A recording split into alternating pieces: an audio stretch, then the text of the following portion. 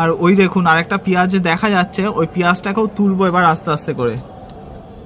চলুন তাহলে পেঁয়াজটা তুলি আগে।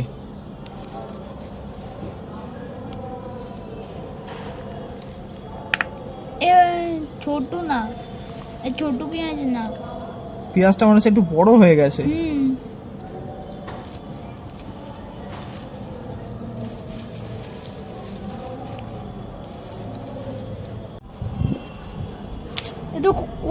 পেঁয়াজের গাছটাই গেল একদম ভেঙে, যে এটাই হচ্ছে সেই পেঁয়াজ কালি।